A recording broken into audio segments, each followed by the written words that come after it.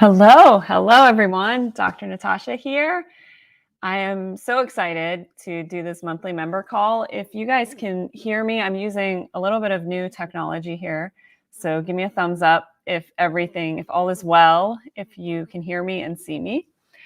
So we are doing our Club Sensitive Canary Mind Body Club monthly member call, and it's all on love, relationships, friendships, all of that today. So it's one of my favorite topics. I'm really excited for covering the topics, sharing practices with you guys, particularly for people who are sensitive, because this is a sensitive subject for sensitive people. And also to dive into any questions that you guys may have and kind of workshop through some of this together. So I'm going to just, pull up my screen here. I'm going to do a screen share with you guys, and give me 1 second. I'm working with some new technology. So we're going to dive right in here.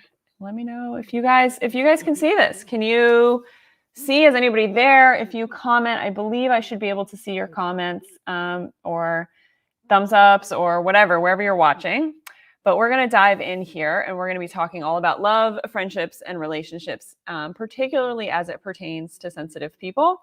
And so let me know where you're watching from, leave a comment. And if you have any questions, dive right in. We're going to have Q&A time at the end. So we will kind of just get right into it. Hey, Ketsia, good to see you. We have some friends here who are watching from Club Sensitive.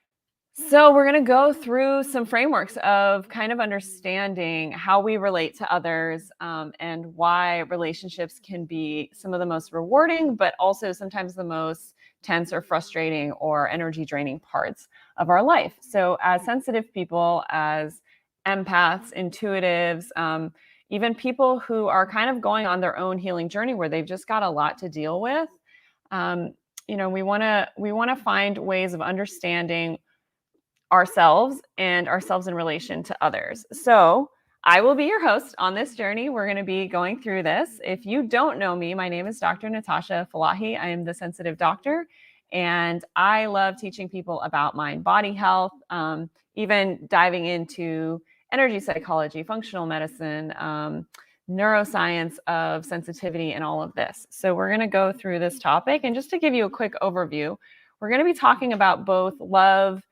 friendships, relationships with ourselves, but also with others, and practices that we can actually employ to improve those relationships, not just with ourselves, but with others as well. And that's going to look like in this workshop today, talking about things like personality types, attachment theory, and some other really great tools that I learned through the Gottman Institute, through Marshall Rosenberg's work with nonviolent communication. And then we're going to actually have practices that you guys can start using today. So if you're watching, let me know where you're watching from. And if you have questions along the way or comments or stories to share, dive right into the comments section, because I love chatting with you guys about all of that. So we will start here, and starting with you. So the most important thing that I want to dive into first when we are talking about love, friendships, and relationships is that all of this starts with you. And I know as sensitive people, and I've been a victim to this myself, is that we feel a lot of things and we pick up and we observe a lot in our environment. So when it comes to relationships with other people, often we can see where things are falling apart, or can often find fault in stuff that's happening, and often see things outside of ourselves because we're feeling it so intensely. And so a lot of times there is a tendency to blame others, or to criticize, or to say, oh, if this other person just changed, or they did something different, or fixed themselves, then our relationship would be so much better. But I think in doing so much healing work and working with so many clients over the years, really, it always comes back to the relationship that you have with yourself first. The relationship that you have with yourself will color every other relationship you have in the whole world, whether that's a friend, a coworker, a loved one, a romantic partner. So when we talk about these tools today, when it comes to relationships and love and emotional health and all of that, we're first going to always kind of look at what it means to use these tools to understand ourselves better. And then from there, when we have a good grasp of that, we can take that mastery and that understanding and apply it to relationships outside of ourselves. So if you're just joining us, let me know where you're watching from. You can drop it in the comments. I think I should be able to see it. We're on across a couple platforms here. So feel free to jump in the chat on YouTube, Facebook, Club Sensitive, wherever you're watching. We're going to dive right in. So again, we're going to dive into some of these tools. But what I always do when I'm coaching people through difficult times in their life, whether it's through trauma or through their own personal, mind, body, spirit healing, we always want to look at how these tools can be used first for your own healing and then apply them to relationships outside of you. So one of the first tools that I love to use, and we're going to do an overview of a lot of this because I want to cover a lot of tools for you guys in this workshop today, is the Myers-Briggs Type Indicator. So if you're not familiar with this, this is a personality style test that allows you can take quizzes online. I know a lot of people were exposed to this in high school. I think that's middle school or high school I was exposed to it because it's often used for job placement. It's like you take this little personality quiz and they say, oh, based on your personality, you should pursue this type of career or study this in college. But it goes a lot deeper than that. So I want to talk a little bit about what it is. And I'm going to see if I can zoom in a little bit here too, because I know you guys are seeing this split screen here. Let me just give you an overview first. The Myers-Briggs Type Indicator is actually based on Carl Jung's work. So Carl Jung is a psychologist, and he did a lot of really cool kind of concepts of the collective unconscious or archetypes that we have. And so based on a lot of his work, and psychologists that came after him, they started looking at people sort of having certain characteristics or archetypes. So the easiest way to understand this is you may have seen this before where you're assigned kind of 4 letters for your archetype, and we'll zoom in on a couple of those. So you can see that some examples of it are like the ISTJ, or I'm going to go over to the NF section, because if you look at this column, the NF section, these are often where sensitive people will fall. Not always. Again, we're all, unique in the way that we express ourselves and relate to the world. But I will explain to you what the NF characters mean and why sensitive people mostly fall under the NF category. But basically, most simplistically, you can think of each letter as a spectrum. Now, this is not totally accurate, but for the time being, what we're going to go through today, that's what we're going to look at it. So the first letter is either an E or an I. That means, are you an extrovert or an introvert? And I have to clarify this because it's so misrepresented in personality typing and all of that. But the common use of the word extrovert and introvert is that somebody is social versus somebody's antisocial. And in the Jungian sense, that's very inaccurate. The word introversion and extroversion actually refers to how you charge your energy. So if you are an extrovert, you actually charge your battery. You get energy by being around other people. You can be a social extrovert, but you can actually be a very shy extrovert. And those are often sensitive people who struggle because they're shy, but they really charge by being around others. So it's hard for them sometimes to navigate how they get their own battery charged. Introverts, on the other side, charge by being alone, meaning they need quiet time. They want to read a book, be at home, be with pets, be in nature. That's how they charge their energy. So the idea of an introvert always being kind of antisocial or shy is not accurate. You can have very social introverts, but they really need to budget their time when they spend, socializing or with other people. So a lot of sensitive people will often be introverts, but they might be social introverts or they might be shy introverts. So that's a big misconception. But in the Jungian sense, and when we're looking at the Myers-Briggs Type Indicator, the I and the E stand for, are you an introvert or an extrovert, meaning how do you charge your battery? So a lot of sensitive people will fall into the introverted category, even if they're social, even if they like being around other people, or I myself am a social introvert. So I enjoy speaking. I enjoy being on stages. I enjoy interacting with people.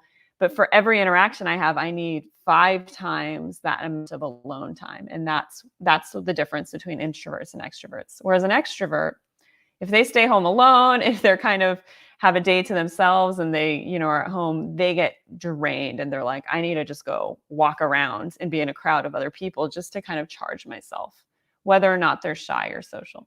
So that's the first letter. The second letter, whoa, sorry guys, I went to the next slide. Can I go back here? What? How do I go back? There we go. The second letter is S versus N, sensing versus intuitive. So sensing means that the way you take in information from the world around you is through your 5 senses. So it's got to be something you see or smell or hear. Whereas intuitive, the N letter, is people who take in things more intuitively. They're a little bit more big picture. They pick up on vibes and energy, and they have more of a gut feeling. They have a strong connection to their intuition. So again, you can fall on this spectrum. You can kind of be in the middle where you're both a sensor and an intuitive, and you might flip-flop on that. But a lot of sensitive people tend to be far on this N side of the spectrum. That's where I was saying a lot of people fall under this NF category. The next is, how do you make decisions? Are you a T or an F? Are you a thinker or a feeler? So even though you may be super into, logic and collecting clues and facts and all of that, if at the end of the day you make your decisions based on how you feel about something, you're going to be an F. If you really, even if you're like, well, I feel like this might be the better decision, but looking at all these facts or the pros and cons list, I'm going to make my decision based on my thoughts. That would put you as a T. And so again, we have the introvert, extrovert, the sensor, and the intuitive. Now, how do you make those decisions? Are you a thinker, or do you go with your gut? Are you a feeler? Does it have to align with your heart? And then finally, this is, again, it's not as clear as a spectrum, but I'm going to simplify it for our workshop today. At the end of the day, do you like things to be a little bit open-ended, or do you want things to be pretty kind of planned and determined? So are you, at the end of the day, prefer living your life in what they call a judging sense, meaning you like to kind of have like, the outcome, that you're going to reach kind of a solution? Or are you more perceiving? Are you more open to possibilities, open to flexibility and changes in those paths? So that's how this personality type works. Again, when we talk about understanding love, friendships, and relationships, we want to take these tools and first apply them to ourselves. So learning about the Jungian psychology, learning about archetypes, we can then see that when we understand ourselves better and we understand, hey, not everybody experiences the world the same as me, or they don't, make decisions the same way as I do. They don't even pick up information the same as I do. It starts to help us understand why other people may act or behave in certain ways or have different values or different motivations. So that being said, it's important to first understand what your personality type is. Go really deep into that, because maybe you've modeled after an authority figure or a parent or a friend or a loved one, a partner who's a very different type, and it doesn't quite work for you. So when you start to understand your archetype, then you can start to set up healthy patterns that help you charge your energy, make decisions, and operate in a way that's really comfortable for you. Now, I'll go back to that little tidbit that I threw in about a lot of sensitive people being NFs. It's very common for sensitives, empaths, intuitive people to be the N, meaning they more likely take in information from the world around them in an intuitive fashion rather than a very, 5 senses fashion. And then they often make those decisions based on their heart, based on what feels right to them. So that is why a lot of those people fall under the NF categories, whether they're introverts or extroverts, or they like more open-ended like lifestyle or kind of definitive lifestyle. And so that's really common, but it's not unusual or uncommon for people to also be sensitive when they fall in these other categories. However, NFs fall under a special category, this whole column right here, of what we call idealists. So, in the archetypal sense, the NFs are people who live based on ideal versions of the world, ideal ways of love, ideal careers, and they really want to see the best in the world that ways because they're picking up on all the subtle energies and then they're following their heart and their feelings to make decisions around that. So that's the Myers-Briggs type indicator. We'll go to the next page. What's really cool then, this next guy came along after Myers-Briggs who took Jung's work, and his name was Kiersey, I believe, if I'm pronouncing that right. And he put people into these archetypes and gave them a fun little title. So if we look again here, I'm going to refer to the NF category because this is where probably a lot of us in this group who are watching will fall, and people in Club Sensitive. We're going to fall into this category where we, value idealism. And we value possibility. We value people over ideas. And so here you'll see all the NF categories, and then you'll see an archetype attached to them. So I have always ranked very high as an INFP. And this is a person who in the Kiersey archetyping is a healer. And it's, my partner and a lot of my loved ones are ENFJs, and they're teacher types. So very similar, like based on ideals and potential of connecting with others, but more in a one-to-one setting because of that introverted quality, or in a group setting as a teacher. And then we have champions and we have counselors. So these are people, again, who have slight variations on those spectrums we talked about, but they fall in the green category of idealists. When we go over to the blue category, people who are intuitive thinkers, these are actually a group called rationals. And often the idealists and the rationals make great business partners. Some psychologists believe they make great life partners too, because they can really help, balance each other. But it really depends on the type of relationship you want. But these are people who are intuitive in the way they perceive the world. They pick up information, but when they make decisions, they make them based on logic and thoughts rather than their gut feeling in their heart. The SFs, the people who are sensors, but they make decisions based on their feelings, these people are called the artisans. So these are the artisans of the world, the performers, the composers. And so you'll see a lot of, I think, celebrities and those types of people who are within the artisan category. And then the STs are what we call the guardians. So these are people who really help us keep societies in place, traditions, and those sort of things. So we have operators, promoters, inspectors, supervisors. So these tend to be people who actually enjoy rules and, enforcing conditions and things like that. Whereas that's very different than somebody who falls in the green idealist category. So again, we're just getting a glimpse into the Myers-Briggs way of looking at personalities and relationships. So when I talked about at the very beginning that your relationship with yourself is the most important thing before you start thinking about relationships with others, when you start to see what archetype you fall under, you can start to see what makes you tick, where your strong suits are, and start modeling your practices and your life after that.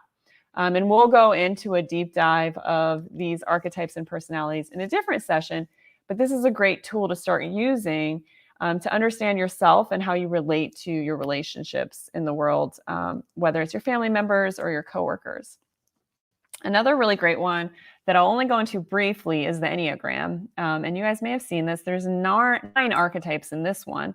And again, it's really cool because it's all relational. And it talks about how when we are a different type, so number 1's the reformer, 2 is the helper. And I will tell you, in this group of sensitive empaths, we have either a lot of true helpers, a lot of true number 2s, or we have a lot of disintegrated number 2s. And I'll talk about that briefly and what that means. A 3 is the achiever, 4 is the individualist, 5 is the investigator, 6 is the loyalist, 7 is the enthusiast, 8 is the challenger, and 9 is the peacemaker. And the great thing about the Enneagram that I really love is that there's no, better or worse version. All of us have different levels of consciousness, whatever archetype we are. And the Enneagram really helps us see how, when we're under stress, we start to disintegrate and become the worst version of one of these archetypes. Whereas as we integrate ourselves, as we bring balance to our inner worlds, we're able to move up those higher levels of consciousness and actualize ourselves and actually pull the strengths from the other archetypes as well. And the Enneagram is a really fascinating system. And we're going to do a personalized workshop on this in Club Sensitive, because it's really important to actually apply this to each individual rather than just generically speaking about it. But if you notice these lines on it, these lines are the archetypes that are connected. So what you'll see is that there's a couple, and I'm going to make some, general points here that are really specific to sensitive people. So when I work with clients, we do a lot of archetyping and Enneagram work too. And I find that people either are naturally born helpers, sensitive people, or they've taken on that role. And that's not naturally who they are. It's not truly who they are. But when you're a sensitive person, you often learn because you can feel so much of the world around you and you can feel others, and you see when you do help others, the way the relationship changes. We often take on the role of helper. And what I will tell you as a tidbit here, because I think this is the most relevant one for our community, there are people who are true type 2s, true helpers innately, and that's something that's part of their strength and their joy. But there are healthy ways of being a helper without being a martyr, without sacrificing all of your own needs. And if somebody truly is a 2 and they truly are a helper or a caretaker, it's super important to learn how to be a healthy helper, because psychoneuroimmunology has found a correlation between people who are unhealthy helpers, and they've called them the type C personality, the caretaker personality. And there is a high correlation between an unhealthy helper and chronic illness like cancer and autoimmune disease, and things in which people martyred themselves and their own needs to help others at the detriment of their own mind, body, spirit. So if you are a sensitive person and you feel as if you have been very caretaking, very nurturing, very helpful to your loved ones, it's really important to learn, first of all, if you truly are a type 2 helper, if you truly are a caretaker, because there are ways of bringing out that gold in your archetype without it being a self-sacrificial thing. And then you'll see these lines that connect too. What often happens is that there are unhealthy connections between these personality types.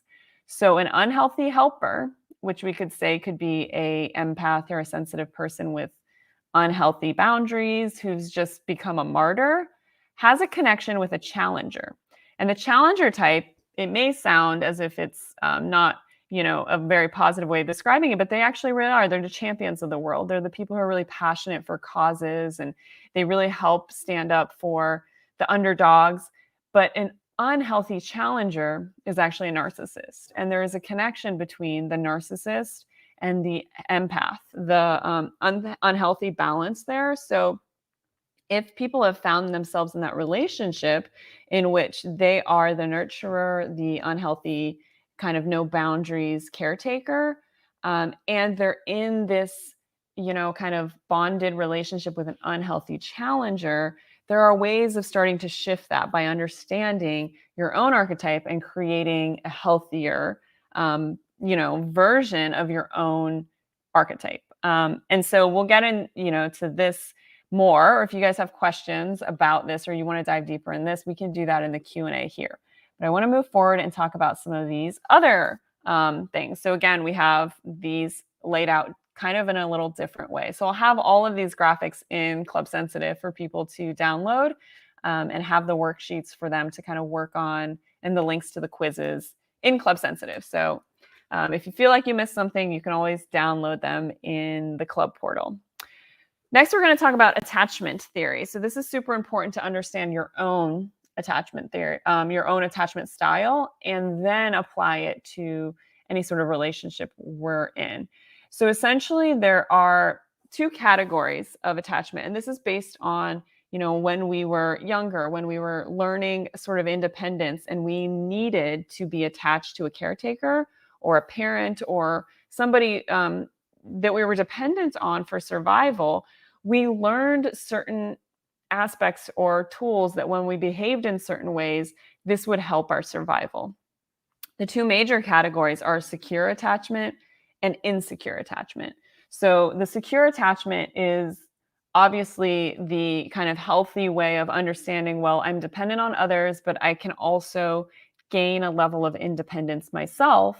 Whereas when somebody has an insecure attachment style, they are either what we'll categorize as three different ones. There's the anxious insecure, there's dismissive, or sometimes you'll hear it called avoidant attachment style, and then there's the fearful, or sometimes called chaotic attachment style. So again, there is a correlation between people who have insecure attachment styles being drawn to each other, because they're sort of feeding their ideas of what love means and what safety means in a relationship. So when you start to unwind this, it's really important to understand if you, first of all, have an insecure or secure attachment, and look at your own stuff first, and then think about how it applies to the relationship. So the anxious attachment, again, we often see this in the sensitive community for the empaths and sensitive people, but these are people who sometimes place their worth outside of themselves. So they really need validation to feel safe. They think that they're going to be abandoned if they're not needed, if somebody doesn't choose them. So that creates an anxious attachment style. They really fear rejection, and so often these insecure attachments start to manifest as clinginess or neediness, demanding, kind of being really up in somebody else's business, or really pushing certain things because we're anxious and we want to get reassurance. We want to get information. We want to get that reassurance, but in a wounded way, a constant reassurance of like, no, safe, you're wanted, you're needed, I'll be here for you, I'll take care of you. So that's one really common one. And often these people will pair in a relationship with somebody who's dismissive, or what we call avoidant attachment.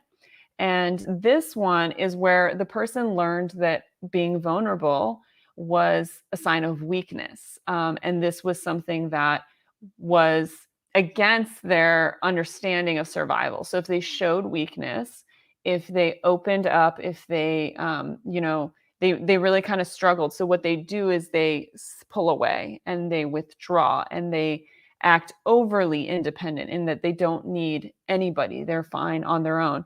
But really at the root of both of those is that both people really have a deep need for love and connection. They're just showing it in different ways because it's this very unconscious patterning of attachment styles that was learned very young. So this is a person who might stonewall, who might give silent treatments, who might walk away from situations. And they do this in scenarios because they think that, one, they're afraid of not being able to self-regulate their own nervous system. So sometimes that might look like they lose control or they become explosive. So they need to avoid and walk away from stressful situations. But also for people who have sort of shut down and lost access to their own intuition or to their own heart. And in doing my own work with this, I realized that a lot of the way I was always relating to others was in a very anxious, attached style. And so, I think that's very, very common what I find with sensitive and intuitive, empathetic people, because picking up on so much information, having a really high EQ or emotional intelligence.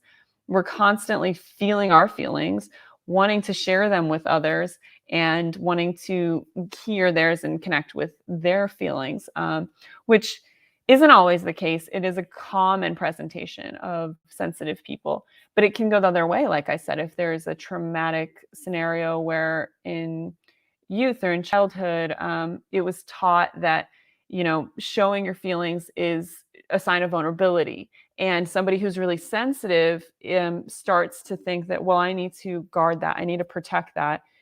And so they withdraw instead. And these are things that can be healed and can be shifted and taught to become secure in their attachments. The fearful or the chaotic one is a combination of a little bit of both the anxious and the dismissive, in which a person maybe grew up in an environment where maybe their two different caretakers had different styles. So they were kind of getting mixed messages. And so these are people who often might unconsciously create chaos, and they want to be close, but they don't trust it. And so it's a little bit of experiencing both of those avoidant um, tactics, as well as having kind of that anxious reassurance need.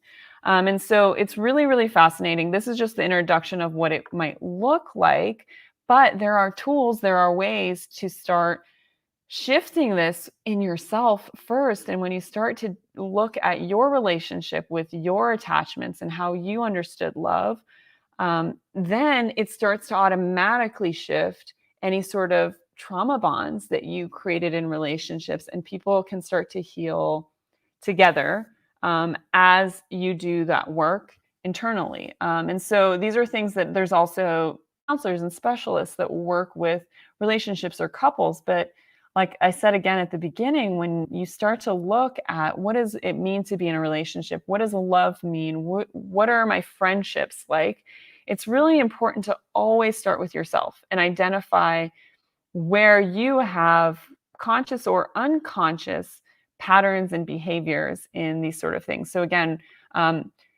really the goal is to have these secure attachments in which there's a sense of interdependence, rather than unhealthy attachments such as codependence or just distance and withdrawn, because we all do crave that closeness, that love, that connection, but often we have unconscious or traumatic experiences that create behaviors or patterns or belief systems around how we relate to ourselves and others. So again, that's the kind of overview introduction into attachment theory and how it can also be used as another lens into your relationship with yourself and thus your relationship with others. So when we start talking about our relationship with others, one of my favorite resources is the Gottman Institute. This is Doctors Gottman. They're two psychologists who have done a lot of research on relationships and marriages and actual partnerships between people. So much they've been doing this for decades.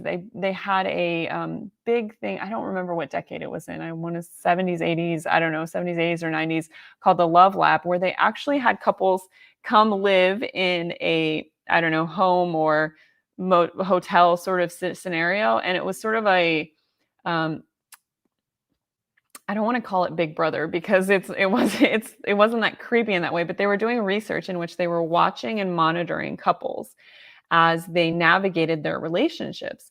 And from there, they started to collect both subjective and objective data, meaning they would measure physiology of the partners when they were happy, when they were in love, when they were getting along, when they were fighting, when they were stressed out. They would measure hormones, blood levels, heart rate, respiration rate, all of those sort of things. And then they would also do kind of subjective surveying and questionnaires and interviews with these people. And so they, after doing years and years of this kind of study and thousands of couples, they were able to see actual data in which you could sort of predict the health of a relationship. And they were able to sort of, with pretty high accuracy, predict if people were going to stay together in a relationship or separate, divorce, break up within whatever time period, 5 years, 7-year period, based on one conversation they would have, based on one fight they would witness.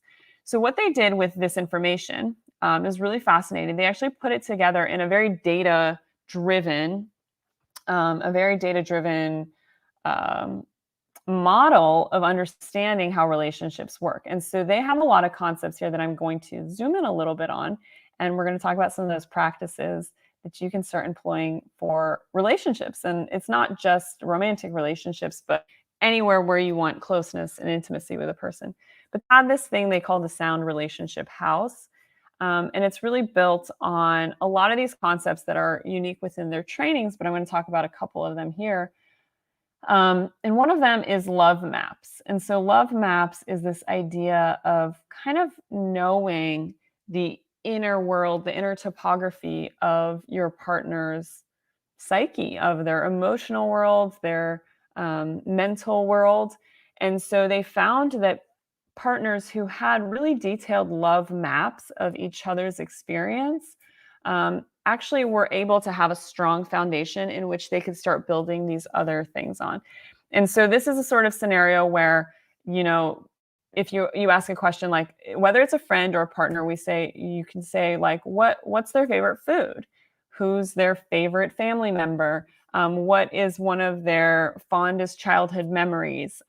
Asking these sort of really in-depth personal questions about the other person. If you're able to answer those with accuracy and with detail, that means you have a really strong love map of that person's inner world. And I think there's, game shows or day shows in which couples like ask a question and they have to write it on a sheet and then they hold up the answer together. So when they have similar answers, that's similar to this idea of love maps. And if, for the Club Sensitive members, in the download section, there's actually a link to get a digital version of these love maps and have a card game like on your phone where you can actually go through and play a card game with a loved one where you build love maps. And from there, they talk a lot about these other concepts. And one of the ones that I think has been most impactful when we talk about love and relationships is the idea of bids. It's not unique to them. I think they really broke it down in understanding it, but it's a concept that comes up again and again in relationships. And you'll see it here in yellow here where they turn towards instead of away. And again, this is the idea of bids. And so when, I'm talking to you guys about love and relationships, I want you to start paying attention. So this is a practice that you can start to employ today. I want you to start paying attention to how and when you make bids of another person, vice versa, when they make bids of you. So let me explain that a little bit. A bid is a request for attention, really. It's a request for connection, truly. So it could be anything as, vocal or verbal as like, will you come sit next to me on the couch? Will you give me a hug? Will you hold me? But it can be something more subtle where one partner might say, oh my gosh, look at that bird out the window. That's a bid for connection. It's wanting to have a shared reality with another person. What they found was successful relationships, successful couples, successful even friendships are relationships in which the other person responded to the bid at least 70% of the time. So meaning if you have experiences where 50-50, you make a bid and half the time it's not acknowledged or it's ignored, you start to experience a lot of dissatisfaction in that relationship.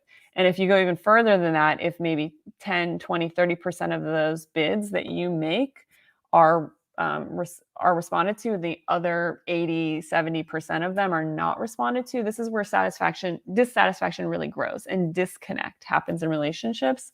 So it could be anything as just trying to get the person's attention. Like even if you're sitting there reading the newspaper and you chuckle out loud and your partner's sitting there, that chuckle is truly a nonverbal or an unconscious bid. And so they found the partners that turned towards the bids were the ones that were able to navigate more difficulties, and more, long-term resilience in their relationship. And people that turned away from the bid, who rolled their eyes or ignored it completely or dismissed it or, I don't know, insulted the person, whatever the bid was, were the ones that really had difficulty maintaining satisfactory or healthy relationships.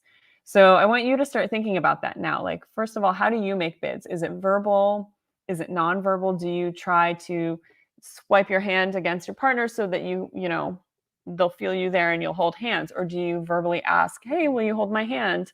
Um, do you do it more directly? Do you do it by trying to divert attention by looking at the bird out the window, or laughing at something that your partner's not engaging with to see if they'll engage with you? So start paying attention to how you make bids, and understand that maybe the way you're making bids can be also modified. Maybe you can be more direct in the way that you make those bids. And that's the next kind of technique we're going to talk about briefly, is how to actually be more direct in understanding what you need and how to ask for what you need.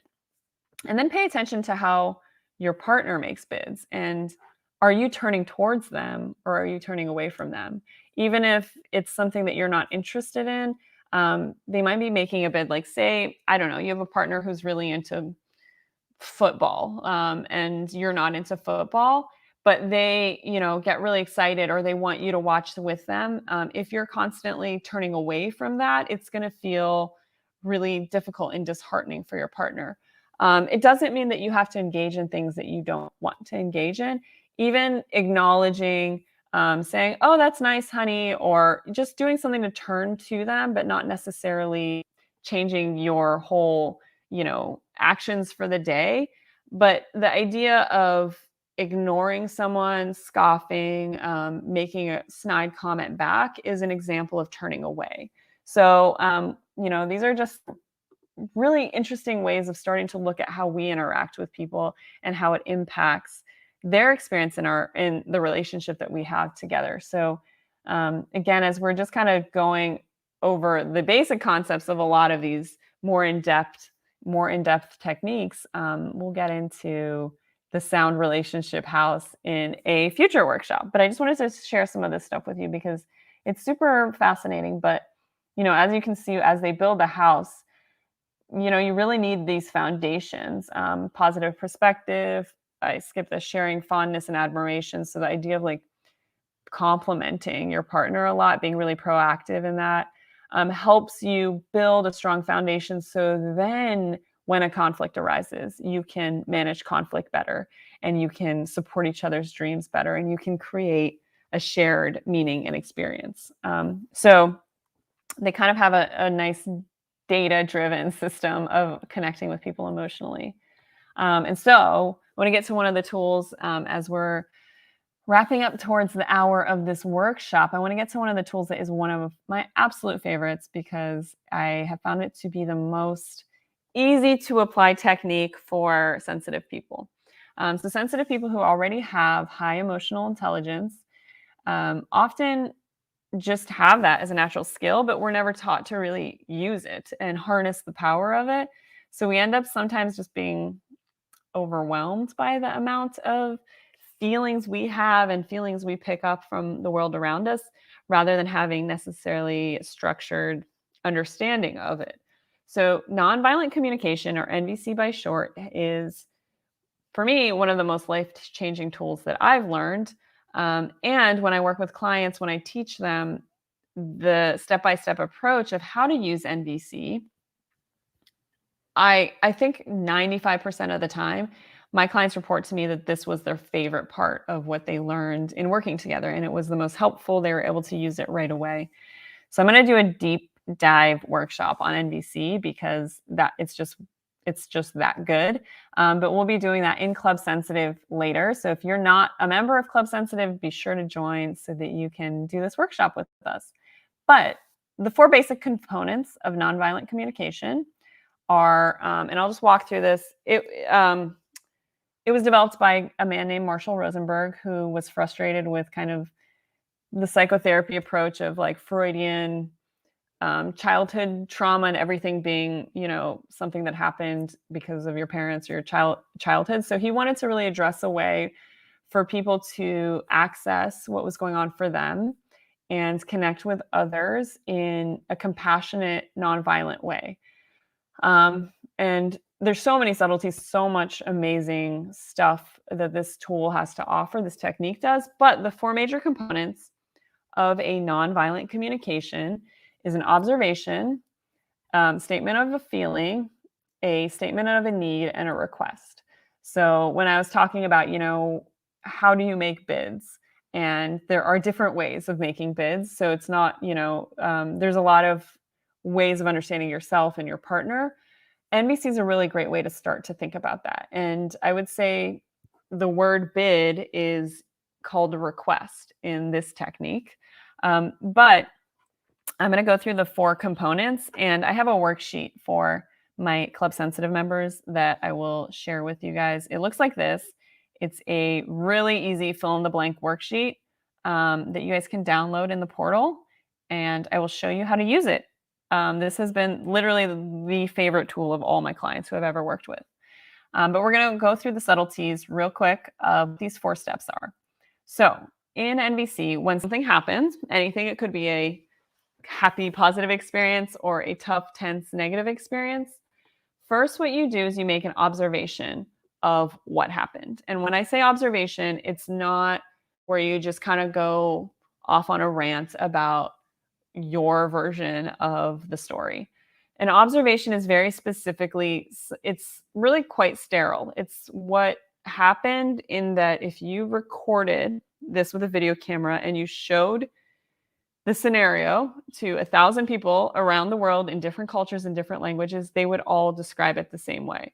So rather than saying, oh, she, stormed in the room and insulted me and then, ruined our whole relationship and stormed out, none of what was just said was an observation.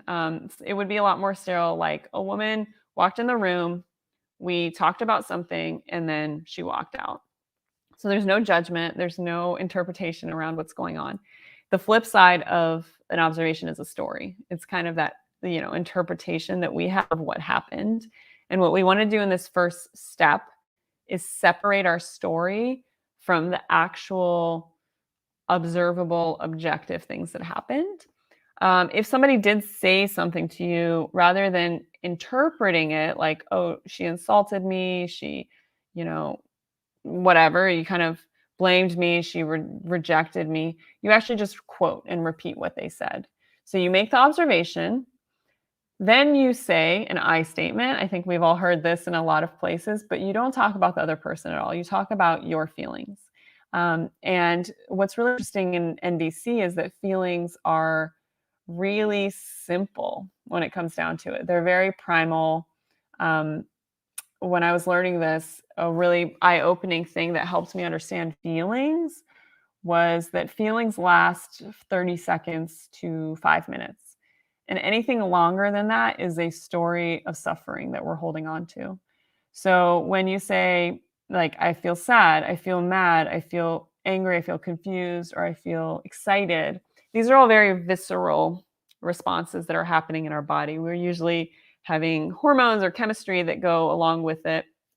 But often after 5, 10, 20 minutes, that feeling might subside as the event is no longer like directly in front of us. So they're very pure kind of visceral responses. They don't include stories that we have. So I feel abandoned is not really kind of a feeling in NVC, and that's what that worksheet will delineate for you. It's more of what we call a thought feeling. It's this thing where we've attached a story to it and we say, oh, I've been abandoned. Someone has done this onto me, as opposed to, I feel alone. That's very much a feeling, as opposed to, I feel abandoned. I feel criticized. I feel judged. So anytime you can kind of be like, well, is this implying that someone did it to you? that is no longer a feeling. A feeling is truly an experience that's coming from inside of you. And the third part is you state your feelings. So when she said that, I felt sad because my need for something wasn't met. So because my need for respect wasn't met, because my need for love and connection wasn't met. So this is where we're really trying to understand why you had the feeling you had underneath it and identify and connect it to a true universal human need. And again, needs are really universal. And I love going into the details of understanding the difference between a need and a strategy. A strategy is sort of where we attach our needs to specific people, specific outcomes, specific places. But really, the needs are universal. We all have a need for love. We all have a need for respect. We have a need for relaxation. But the way we do that, whether it's by watching a movie or by going out to a party, those are all the strategies we use to meet the need. But really, what we're trying to get to is the essence of what's underneath this. So when something happened, I felt this thing, I had this primal feeling because a need either was or wasn't met. So, you know, when I got married, I felt very joyous and happy because my need for commitment and celebration and love and support was met. If you can see, I'm kind of going through that process for both a positive or a negative experience. So again, we want to go through those first three steps to really identify what's going on with us. And then from there, especially if a need wasn't met, that's where we can understand how to make a request, how to make a bid of somebody, of ourselves, of somebody else, and be very clear about what it was. So when she said that she wouldn't come to the party with me, I felt sad and alone because my need for companionship and support wasn't met. So then, now that I understand what I need companionship, I need support, then I can either let the person know and say, it would mean a lot if you came to this event with me because I would really love your presence and it would really meet my need for companionship and support. And maybe that person would hear it a little bit differently, rather than just trying to get the attention of your partner by distracting me, like, look at that bird, pay attention to me, ha ha ha, like, pay attention to what I'm watching and I'm laughing at. Maybe if you realize that those are your ways of making bids and your partner maybe isn't hearing the bid being made, you can go into yourself first and say, okay, what is it that I'm feeling? What do I need? And then how can I make a bid in a more clear, concise way to maybe get my need met? And also honor the fact that this other person is having an experience all their own. So from there, if you're trying to get the attention of somebody who isn't paying attention and you think, oh, they just hate me, they're ignoring me, maybe they don't realize that what the way you're making bids is to meet these needs for yourself. So when we go into NVC and you start to look at this, and so I'm going to just show you an example in this worksheet. If I can zoom in on this, I hope you can see it.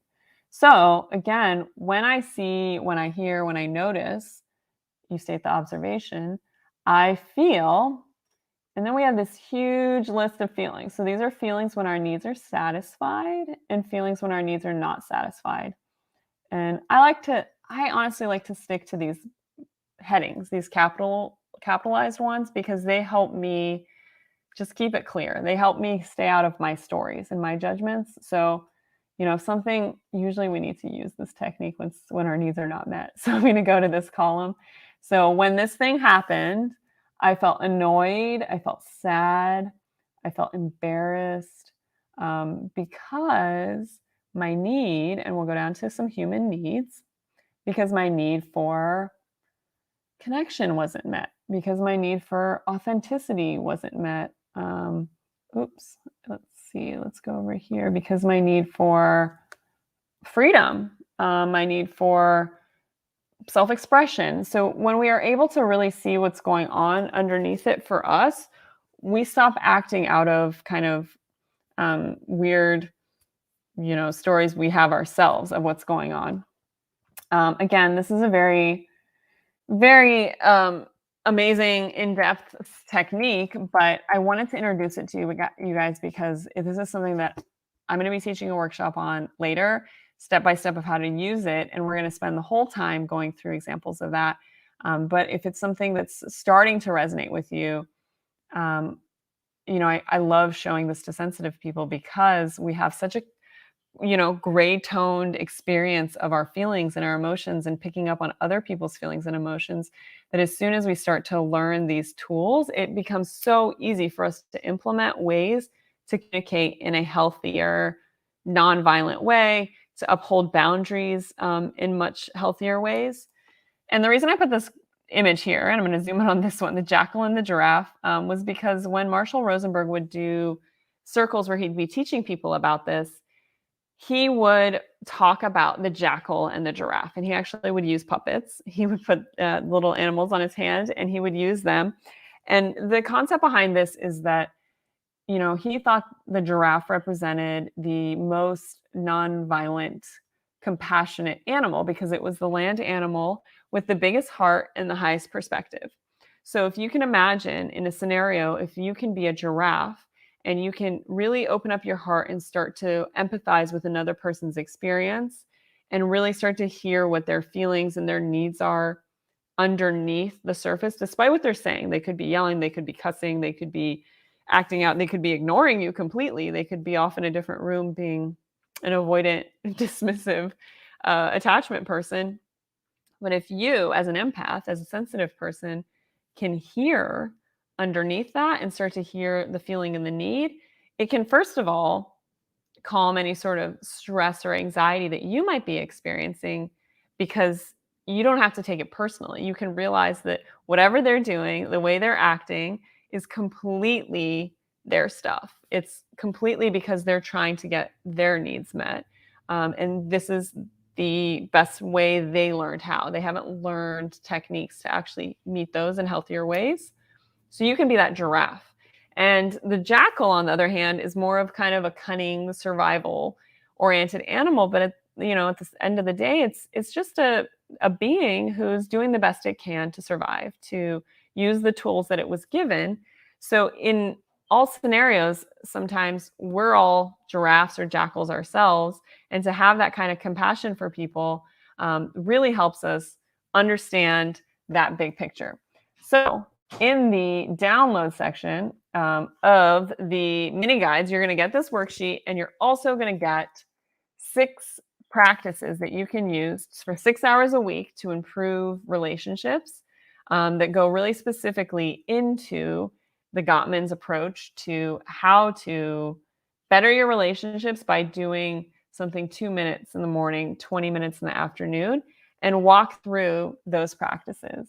And the last practice that I like to tell people is what I call the best light practice. And it's sort of a gratitude type practice in which you kind of look at other people in the best light. And I say other people, but honestly, this refers to yourself too. Like if you can take that empathy and that compassion and apply it to yourself and shed the best light possible on your inner self, your inner child, and really have that sense of self-compassion, that's where you can start to heal. And when you heal yourself and heal your heart, love, relationships, friendships all start to heal as bonds coming out of that heart with you. And so the more that you do that, the more value you'll really get out of it. And we're wrapping up here. I got to jump into the welcome party for Club Sensitive, but I wanted to share a little comment here. Says, this has been so awesome, so many aha moments, and so much I want to learn more about. I'm so happy to be in Club Sensitive and can't wait to dive deeper into all these concepts together. Thank you, thank you, thank you so much for sharing that. I love diving into all of this stuff. I love diving into it with other sensitive people. So if you did enjoy this, I'm going to fly back up here. We talked all about love, friendships, and relationships today, but we really just zoomed past the intro overview of some of my favorite techniques and concepts. I didn't really do it justice, I have to say, in this past hour, because there's so much to go into. But we're going to keep doing that in Club Sensitive for all the members there. If you're watching a replay of this, or you got access to this and you're not in Club Sensitive, join us. There's lots of lovely kindred spirits there, and we're going to be going deeper into all of this. It's lovely to see you all. If you're in Club Sensitive or you want to join us now, go over to clubsensitive.com. We are having a welcome party. I'll see you guys there.